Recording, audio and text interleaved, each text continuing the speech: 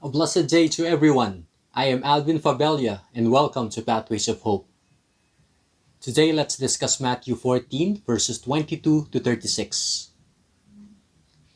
In today's gospel, Jesus walks on water and Jesus calms the storm. This is the second story where Jesus shows power over nature. The first one was in Matthew 8. But in Matthew 8 there was a hanging question. In Matthew 8:27, the disciples asked, "What sort of man is this, whom even the winds and sea obey?" In today's gospel, this question will be answered. The gospel starts with Jesus going up the mountain. After doing so, he went up to the mountain by himself to pray. When it was evening, he was there alone. Mountains have symbolic significance in the Bible. If you can recall, Moses got the Ten Commandments of God in the mountain. The transfiguration of the Lord happened also in the mountain. So in today's gospel, Jesus goes up to the mountain to pray. He prays before the storm arrives. And that is who God is. He is always ahead of us. Before the storm, the problems, the trials, before any concern arrives in our life, God is preparing something already. So the storm arrives on the fourth watch of the night. That's between 3 a.m. to 6 a.m. Maybe the apostles were surprised. And sometimes our problems, our troubles are like that also. We are caught off guarded. But the blessing of the storm is this, that in the midst of the storm, if we just look closely, we will see Jesus Christ. During the fourth watch of the night, he came towards them, walking on the sea. That was quite impossible for a man to do. So they were afraid. They thought Jesus Christ was a ghost.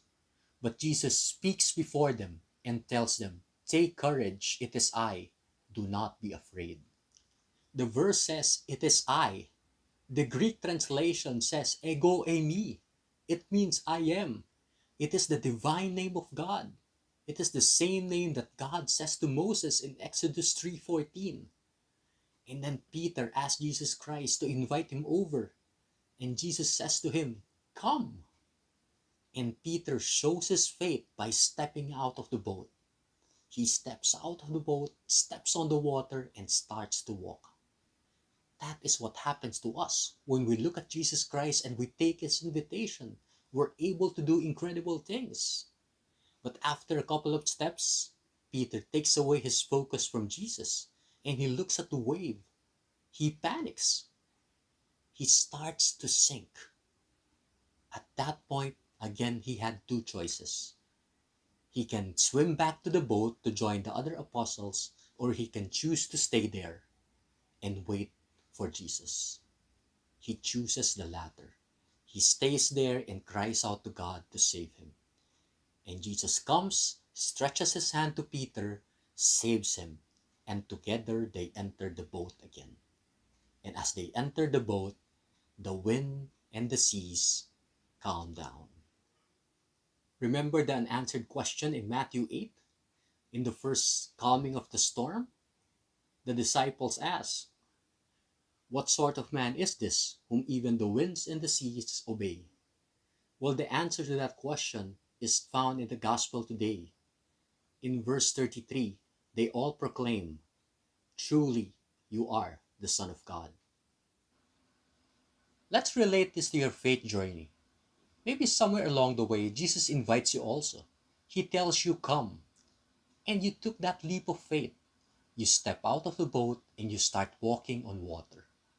But as you approach Jesus Christ, you experience a storm, problems, trials, difficulties, and you start to sink.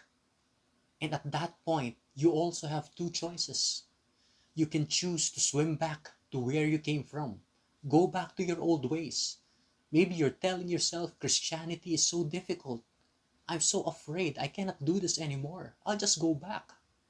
Or you can choose what Peter chose. Stay there and cry out to Jesus Christ. And later on, you will see Jesus Christ with his hand stretched out to you, saving you. And this is the main point of our gospel. The gospel is telling us God will always be there for you. So do not allow yourself to just sink deeper or to go back to your old ways. Just cry out to God and allow God to lift you up, to make you holier, to make you a better person. If these reflections bless you, why don't you like it and share it to all your friends? Help us to be a pathway of hope to others. God bless your week.